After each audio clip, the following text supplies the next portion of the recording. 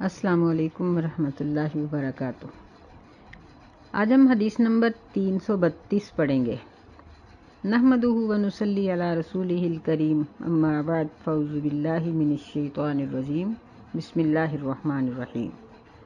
وعن ابی بن کعب رضی اللہ تعالی عنہ، سیدنا ابی بن کعب رضی اللہ تعالی عنہ سے روایت ہے، قال قال رسول اللہ صلی اللہ علیہ وسلم، وہ کہتے ہیں کہ رسول اللہ صلی اللہ علیہ وسلم نے فرمایا، صلاۃ الرجل مع الرجل ازکیٰ من صلاتہ وحدہ، کہ ایک آدمی کی دوسرے آدمی کے ساتھ مل کر نماز پڑھنا، یعنی جماعت کے ساتھ نماز پڑھنا بہت پاکیزہ ہے اکیلے شخص کی نماز سے۔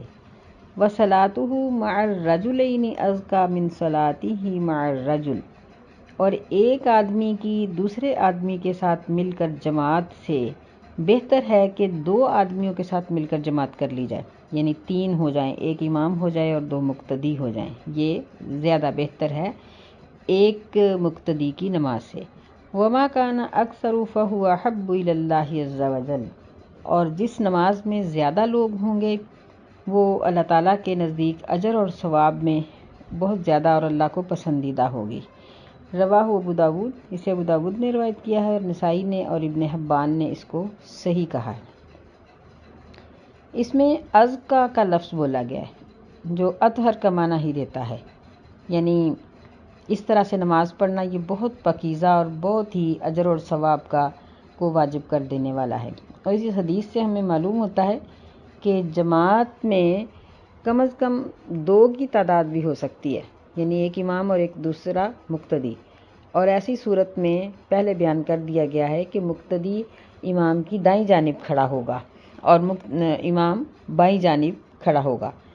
پھر اس حدیث سے ہمیں یہ بات بھی معلوم ہوئی ہے کہ جتنے نمازی زیادہ ہوں گے تعداد میں، اللہ تعالیٰ کے نزدیک وہ نماز اتنی ہی محبوب اور زیادہ اجر و ثواب کا باعث ہوگی۔ تو پھر اس حدیث سے ہمیں کیا معلوم ہوا؟ یہ معلوم ہوا کہ مرد کی باجماعت نماز یہ بہت افضل ہے، کیونکہ عورتوں کے بارے میں تو علیحدہ سے خاص کہہ دیا گیا ہے کہ عورتیں اور بچے اور غلام، یعنی ان کے اوپر یہ چیزیں نہیں ہیں، بچے وہ جو بہت چھوٹے ہیں، تو مرد حضرات کو حتی الامکان جماعت کے ساتھ ہی نماز پڑھنی چاہیے۔ وعن ام ورقہ رضی اللہ تعالی عنہا، ام ورقہ رضی اللہ تعالی عنہ سے روایت ہے، ان النبی صلی اللہ علیہ وسلم امرہا ان تؤم اہل دارہا، کہ ان کو نبی صلی اللہ علیہ وسلم نے حکم دیا کہ وہ اپنے اہل خانہ کی امامت کروائیں۔ اس کو رواہ ابو داود نے روایت کیا ہے، اور ابن خزیمہ نے اس کو صحیح قرار دیا ہے۔ اس سے ہمیں معلوم ہوتا ہے کہ عورت امامت کے فرائض انجام دے سکتی ہے اور اپنے اہل خانہ کی امامت کرا سکتی ہے۔ یہاں یہ بات اچھی طرح سے یاد رکھنی چاہیے کہ اہل خانہ میں مرد نہیں آئیں گے، کیونکہ اس کی بہت سی دلیلیں ہیں کہ مرد عورت کے پیچھے نماز نہیں پڑھے گا۔ ہم پیچھے جو حدیث پڑھ آئے ہیں اس میں بھی یہ ہے کہ نبی صلی اللہ علیہ وسلم آگے کھڑے تھے اور یتیم اور حدیث کو بیان کرنے والا پیچھے صف میں کھڑا تھا، اور ام سلیم یہ سب سے پیچھے کھڑی تھیں، یعنی عورتیں مردوں سے پیچھے کھڑی ہوں گی۔ اور اگر امام کے مقتدیوں کے برابر میں بھی جگہ مل جائے تو اس میں کوئی حرج کی بات نہیں ہے، اس طرح سے کہ درمیان میں پردہ ہو۔ مثال کے طور پر یعنی بعض مسجدیں ایسی ہوتی ہیں کہ امامت کا مسئلہ آگے اور پیچھے سے مسجد کو 2 حصوں میں تقسیم کر دیا جاتا ہے، ایک طرف مرد ہوتے ہیں اور برابر میں دوسری طرف عورتیں ہوتی ہیں۔ تو جب امام کے پیچھے ہیں، امام کے برابر نہیں ہیں، تو پھر ٹھیک ہے، اس میں کوئی حرج کی بات نہیں ہے، امام کے برابر نہیں کھڑی ہو سکتی۔ اور یہاں یہ بات بھی یاد رکھنی چاہیے کہ اگرچہ کسی عورت کا اپنا حقیقی بیٹا ہی کیوں نہ ہو، لیکن اگر وہ بڑا ہے تو اس کو اپنے پیچھے کھڑا کر کے نماز، یعنی اس کی امامت نہیں کرا سکتی، بلکہ اس کو یعنی وہ امامت کرائے گا اور یہ اس کے پیچھے نماز پڑھے گی۔ تو عورت کے ساتھ یا عورت کے پیچھے کون سے لڑکے نماز پڑھ سکتے ہیں؟ جو بہت چھوٹے ہیں، یعنی جن کو ابھی کھڑا ہونا بھی نہیں آتا، یا یوں کہہ لیں کہ کھڑا ہونے کا مطلب یہ ہے کہ ابھی وہ مسئلے مسائل کو نہیں سمجھتے، مثلاً 3-4 سال کا بچہ۔ اس سے اگر کچھ سمجھدار بچہ ہے تو اس کو مردوں کے ساتھ کھڑا کرنا چاہیے۔ ہاں، اگر عورت اپنے اتنی عمر کے بیٹوں کو اپنے ساتھ کھڑا کر کے جماعت کروا لے گھر میں تو ہو سکتی ہے، لیکن بڑے لڑکے نہیں۔ وعن انس رضی اللہ تعالیٰ عنہ، انس رضی اللہ تعالیٰ عنہ سے روایت ہے ان النبی صلی اللہ علیہ وسلم استخلف ابن ام مکتوم، نبی صلی اللہ علیہ وسلم نے ابن ام مکتوم کو اپنا نائب بنایا، یا الناس وہو اعمی، کہ وہ لوگوں کی امامت کروائیں، اور یہ ابن ام مکتوم جو تھے یہ نبینا تھے، اعمی۔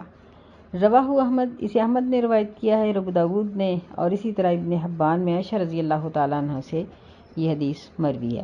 تو اس حدیث سے ہمیں یہ بات معلوم ہوتی ہے کہ نبینا شخص بھی امامت کروا سکتا ہے، اور ایک مسئلہ اس سے ہمیں یہ معلوم ہوا کہ نبینا شخص دوسروں کی نسبت اگر علم شریعت کا زیادہ عالم ہو تو پھر وہ اس کا زیادہ حقدار ہے کہ وہ جماعت کرائے۔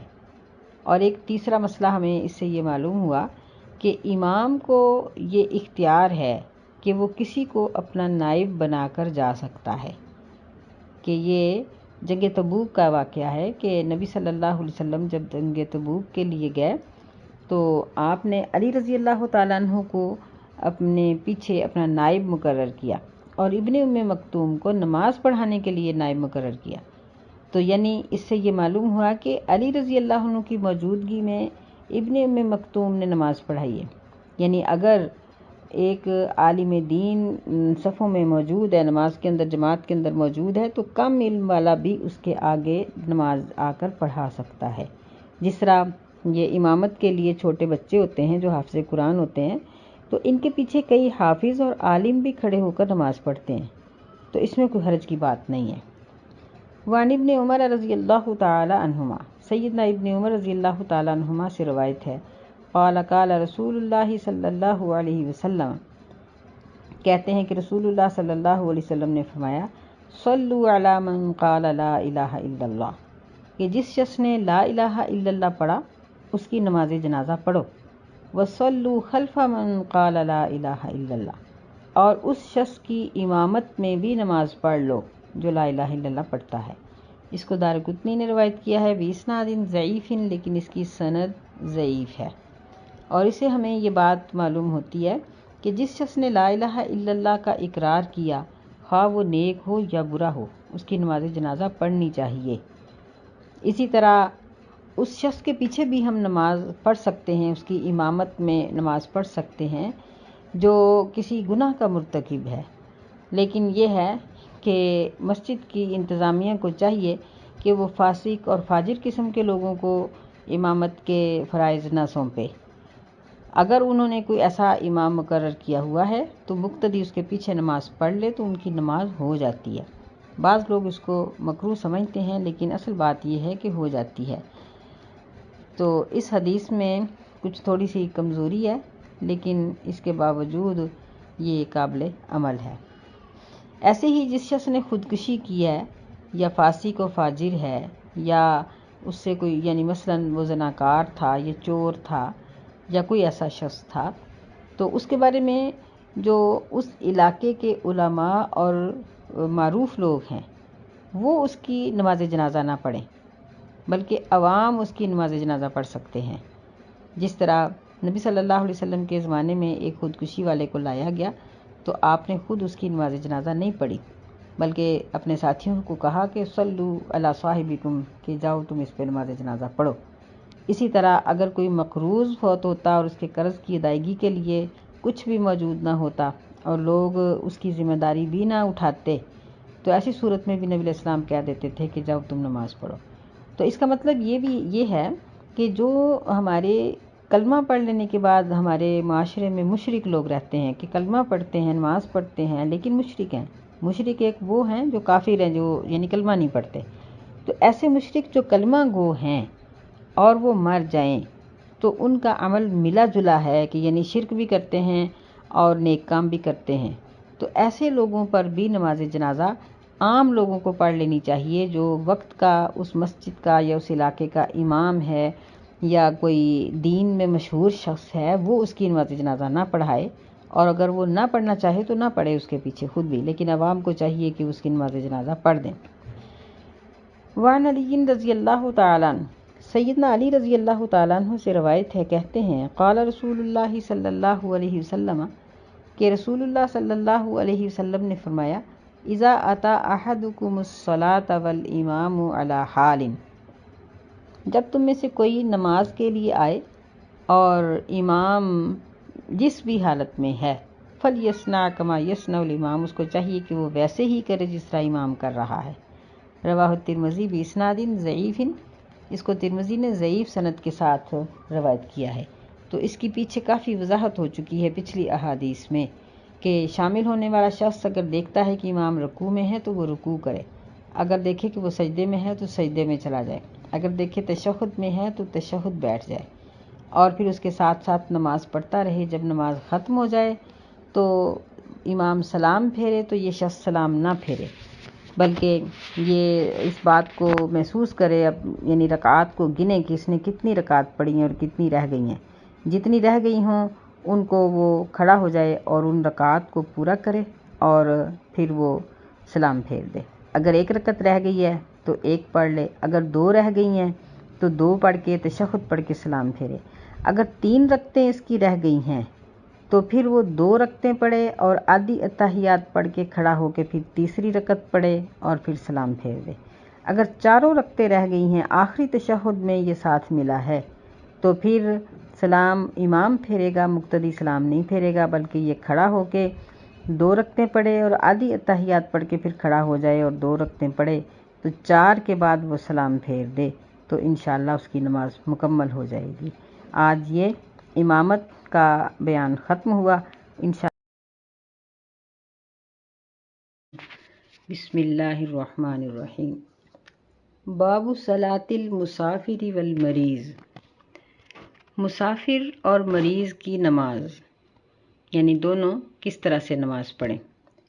وعن عائشہ رضی اللہ تعالی عنہا، سید عائشہ رضی اللہ تعالی عنہا سے روایت ہے، قالت، وہ کہتی ہیں، اول ما فرضت الصلاۃ رکعتان، سب سے پہلے جو نماز فرض کی گئی تھی وہ 2 رکعتیں تھیں۔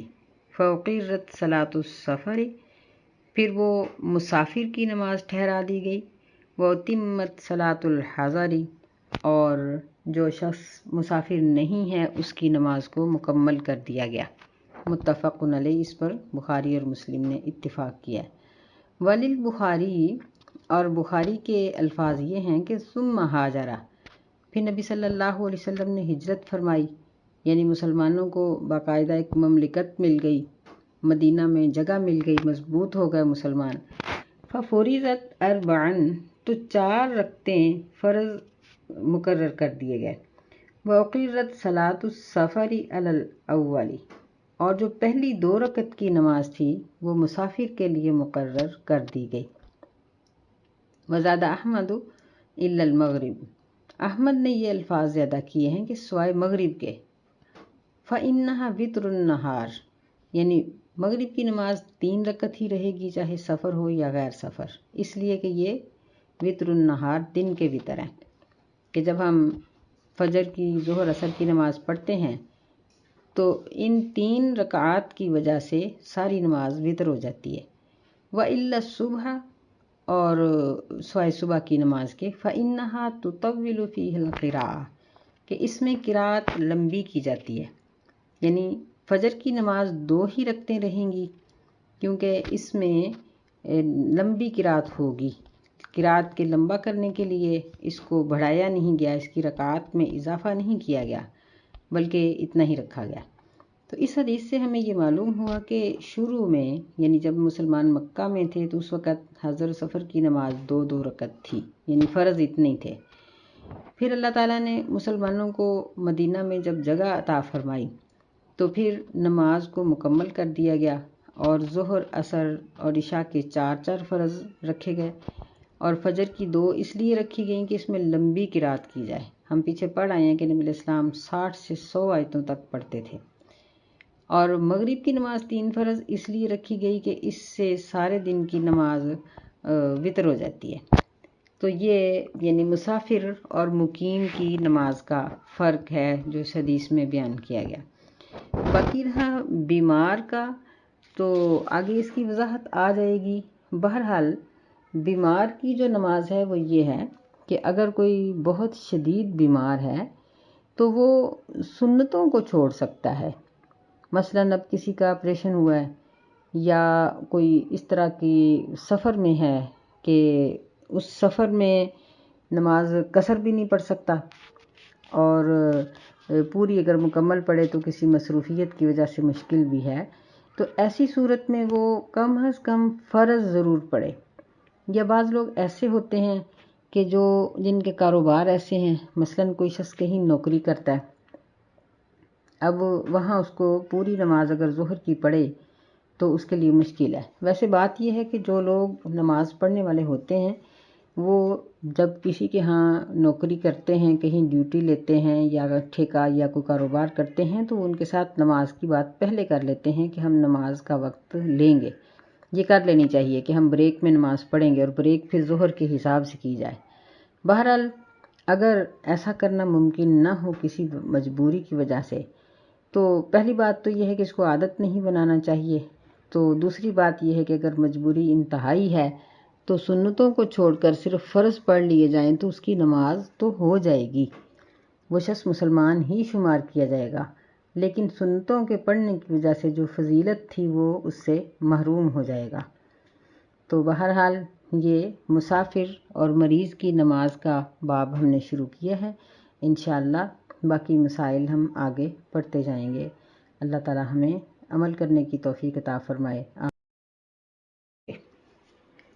وعن عائشہ رضی اللہ تعالی عنہا، سیدہ عائشہ رضی اللہ تعالی عنہا سے روایت ہے، ان النبی صلی اللہ علیہ وسلم کان یقصر فی السفر ویتم، کہ بے شک نبی صلی اللہ علیہ وسلم سفر کے دوران قصر نماز بھی پڑھتے تھے اور کبھی مکمل بھی پڑھ لیتے تھے.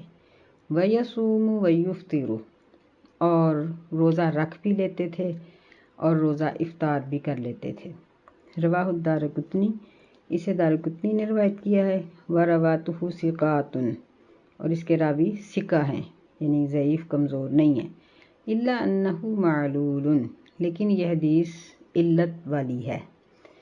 والمحفوظ عن عائشہ رضی اللہ تعالی عنہا من فعلها، اور جو حدیث عائشہ رضی اللہ تعالی عنہا کے ذاتی فعل کی ہے وہ محفوظ ہے اس سے. اس میں وہ کہتی ہیں الا انہ لا یشق علی، اخرجہ البیہقی، کہ کہتی ہیں کہ مجھ پر سفر میں روزہ گراں نہیں ہے، مشکل نہیں ہے، یعنی پوری نماز پڑھنا اور روزہ رکھنا میرے لیے مشکل نہیں ہے، تو اس لیے میں روزہ رکھ لیتی ہوں.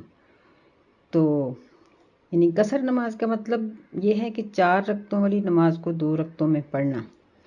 اس میں فجر کی نماز تو 2 ہی رکھتے ہیں، سفر میں بھی 2 ہی ہیں، اور مغرب کی نماز عام حالات میں 3 ہیں رکعات، تو یہ سفر میں بھی 3 ہی رکعات ہیں کیونکہ یہ دن کے وتر ہیں. تو اس حدیث سے ہمیں یہ بات معلوم ہوتی ہے کہ سفر میں روزہ چھوڑنا یا قصر نماز پڑھنا واجب نہیں ہے. یعنی یہ نہیں ہے کہ اگر کوئی شخص روزہ رکھ لے گا تو گناہگار ہوگا یا نماز پوری پڑھے گا تو گناہگار ہوگا، نہیں، یہ مرضی ہے اپنی. لیکن یہ ہے کہ اگلی حدیث میں جس طرح آ رہا ہے کہ اللہ تعالیٰ کو یہ بات بہت اچھی لگتی ہے کہ اس کے بندے اس کی رخصت کو قبول کر لیں. تو اگر کوئی شخص اپنے آپ کو مشقت میں ڈال کے سفر میں روزہ رکھتا ہے یا پوری نماز پڑھتا ہے تو اس سے بہتر ہے کہ وہ قصر نماز پڑھ لے اور روزہ افطار کر لے. یہ حدیث ابن عمر رضی اللہ تعالیٰ عنہ سے مروی ہے.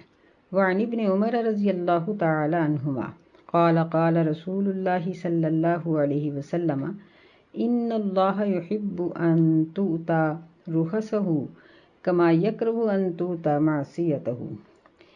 کہتے ہیں کہ رسول اللہ صلی اللہ علیہ وسلم نے فرمایا، بے شک اللہ تعالیٰ اس بات کو پسند کرتا ہے ان تؤتى رخصہ، کہ اس کی رخصت کو قبول کیا جائے، جس طرح وہ اس بات کو برا سمجھتا ہے کہ اس کی معصیت والے کام کیے جائیں. یعنی جس طرح گناہ کے کام کرنے اللہ کو اچھے نہیں لگتے، اس طرح رخصت کو چھوڑنا بھی اللہ تعالیٰ کو اچھا نہیں لگتا، اور اللہ کو یہ اچھا لگتا ہے کہ اس کے بندے اس کی رخصت کو قبول کریں. رواہ احمد وصححہ ابن خزیمہ وابن حبان، اسے احمد نے روایت کیا ہے اور ابن خزیمہ نے صحیح قرار دیا ہے اور ابن حبان نے بھی۔ اور ایک روایت میں یہ الفاظ ہیں کہ کما یحب ان توطا عزائمہ، جس طرح اللہ تعالیٰ کو یہ بات اچھی لگتی ہے کہ اس کے تاکیدی کاموں کو سر انجام دیا جائے، یعنی جس طرح اللہ تعالیٰ کو یہ بات اچھی لگتی ہے کہ اس کے فرض کیے ہوئے کام ادا کیے جائیں، اس طرح اللہ تعالیٰ کو رخصت کا قبول کرنا بھی بہت اچھا لگتا ہے۔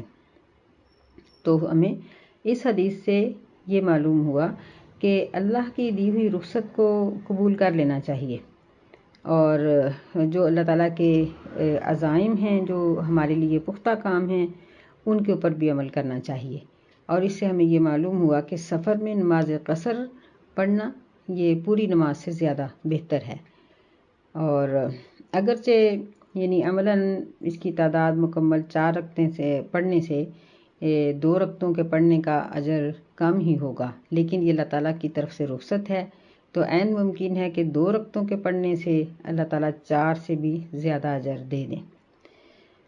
وعن انس رضی اللہ تعالی عنہ، سیدنا انس رضی اللہ تعالی عنہ سے روایت ہے، قال کان رسول اللہ صلی اللہ علیہ وسلم اذا خرج مسیرۃ 3 امیال او 3 فراسخ صلی رکعتین، کہتے ہیں کہ جب رسول اللہ صلی اللہ علیہ وسلم نکلتے، یعنی سفر کے لیے نکلتے، 3 میل کے سفر کے لیے یا 3 فرسخ کے سفر کے لیے، تو آپ 2 رکعتیں پڑھتے۔ یعنی پہلی حدیثوں میں یہ پڑھ کے آئے ہیں کہ نماز قصر بھی پڑھی جا سکتی ہے اور سفر میں مکمل نماز بھی پڑھی جا سکتی ہے۔ اب مسافر کا مسئلہ ہے کہ کہاں سے کتنے سفر سے نماز قصر شروع ہوگی۔ تو انس رضی اللہ تعالیٰ عنہ کی یہ حدیث جو ہے، اس میں 2 چیزیں بیان کی گئی ہیں، 3 میل یا 3 فرسخ، یعنی یہ مختلف اقوال ہیں۔ تو اگر ہم یعنی باقی احادیث کے مطابق دیکھیں اور احتیاط کا پہلو اختیار کریں تو یہ 3 فرسخ ہی صحیح ہیں، 3 میل بہت کم مقدار ہے۔ تو 3 فرسخ یہ 9 میل بنتے ہیں، یعنی پرانے دور کے 9 میل۔ تو 1 میل جو ہوتا ہے اس سے مراد 6000 ہاتھ ہیں، یعنی یہ 2000 ہاتھ کا 1 میل ہوگا، اور 3 فرسخ جو ہیں یہ 6000 ہاتھ اس کی لمبائی ہوگی۔ تو ایک ہاتھ جو ہوتا ہے نا وہ 24 انگلیوں کا ہوتا ہے۔ یا ہم آج کل کے حساب سے اگر دیکھیں تو علماء کرام کا اس بات پر اتفاق ہے کہ 23 کلومیٹر، بعض نے 23 سے کچھ کم اور بعض نے 23 کلومیٹر کی مسافت ہمیں بتائی ہے کہ اگر کوئی شخص اپنے گھر سے نکلے اور اپنے شہر کی حدود، جسے ہم بائی پاس کہتے ہیں، بائی پاس سے آگے وہ 23 کلومیٹر تک سفر کرے تو پھر وہ نماز قصر پڑھ سکتا ہے، اس سے کم پر نہیں پڑھنی چاہیے، یعنی محتاط طریقہ یہی ہے۔ ویسے اقوال تو مختلف ہیں، 3 میل کا بھی ذکر ہے اور جو 9 میل کا ذکر ہے وہ یہی مقدار بنتی ہے، 3 فرسخ اور 9 میل کی یہی مقدار ہے، یہی لمبائی ہے اس کی۔ اور اس کے متعلق شیخ الاسلام ابن تیمیہ اور ان کے جو شاگرد ہیں حافظ ابن قیم رحمۃ اللہ علیہ، ان کا خیال یہ ہے کہ نماز قصر کے لیے کوئی مسافت محدود اور متعین نہیں ہے، صرف یعنی سفر کا لفظ ہے، تو جس سفر کو ہم سفر خیال کرتے ہیں اس میں ہم یہ نماز قصر پڑھ سکتے ہیں، جس طرح نماز سفر میں تیمم کرنے کے لیے بھی سفر کا کوئی تعین نہیں ہے، تو اسی طرح یہاں بھی ان کے مطابق نہیں ہے۔ بہرحال جو محتاط چیز ہے، محتاط قول، اور جس پر بہت سے ائمہ کا اتفاق ہے، وہ یہی ہے کہ تقریباً 23 کلومیٹر اپنے شہر سے باہر اگر کوئی نکلتا ہے تو وہاں وہ نماز قصر پڑھ سکتا ہے۔ آگے ایک اور حدیث ہم پڑھتے ہیں، یہ بھی انہی سے روایت ہے۔ وعنہ رضی اللہ تعالی عنہ قال خرجنا مع رسول اللہ صلی اللہ علیہ وسلم من المدینۃ الی مکہ، فرماتے ہیں کہ ہم نبی صلی اللہ علیہ وسلم کے ساتھ مدینہ سے مکہ کی طرف نکلے، یعنی ہم نے سفر کیا۔ फ़काना युसल्ली रकअतैनि रकअतैनि, आप सारे रस्ते में 2-2 रकते ही पढ़ते गए। हत्ता रजाना इलल मदीना, यहाँ तक कि हम मदीना लौट आए, यानी जाते हुए भी 2-2 रकते, मक्का में ठहर के भी 2-2 रकते और वापसी पर भी नमाज कसर 2-2 रकते ही पढ़ते आए। मुत्तफ़क़ुन अलैह वल्लफ़्ज़ु लिल-बुख़ारी, ये बुखारी के अल्फाज हैं। तो इस हदीस से मालूम होता है कि जब एक आदमी अपने घर से सफ़र की नीयत करके निकल पड़ता है तो वो शरीयत की रूह से मुसाफिर है, तो वो अपने शहर की हुदूद से निकल कर नमाज कसर अदा कर सकता है। तो हमें नमाज कसर के बारे में 2 मसाइल का इल्म हुआ। एक ये कि सफ़र में नमाज कसर वाजिब नहीं है, पढ़ लेना अच्छी बात है, जिस तरह रोज़े का इफ्तार करना अच्छा है, इसी तरह नमाज कसर का पढ़ना भी अच्छा है, लेकिन वाजिब नहीं है कि ज़रूर कसर ही पढ़नी है। दूसरा, हमें ये पता चला कि हम अपने शहर की हुदूद से अगर 23 किलोमीटर, बाज़ ने यानी इससे चंद गज़ या थोड़ा कम बताया है, बहरहाल 21 से ज़्यादा का ज़िक्र भी आता है, तो चले हम 23 का ही ले लेते हैं। यहाँ हमारे बहुत अजीम उस्ताद मोहतरम हाफ़िज़ अब्दुल मन्नान नूरपुरी रहमतुल्लाहि अलैह जो वफ़ात पा चुके हैं, उनके अहकाम व मसाइल में भी 23 किलोमीटर का ही ज़िक्र है। तो इसी को पैमाना बनाना चाहिए, यानी हमारे गुजरांवाले के बाईपास से या अपने शहर के बाईपास से बाहर 23 किलोमीटर तक अगर हम सफ़र करते हैं तो फिर इसके बाद हम नमाज कसर पढ़ सकते हैं। इसके बाद मसला ये आएगा कि नमाज कसर कितने दिन पढ़ी जा सकती है, वो इंशाअल्लाह अगली अहादीस में हम पढ़ेंगे। अस्सलामु अलैकुम रहमतुल्लाहि व बरकातुहू।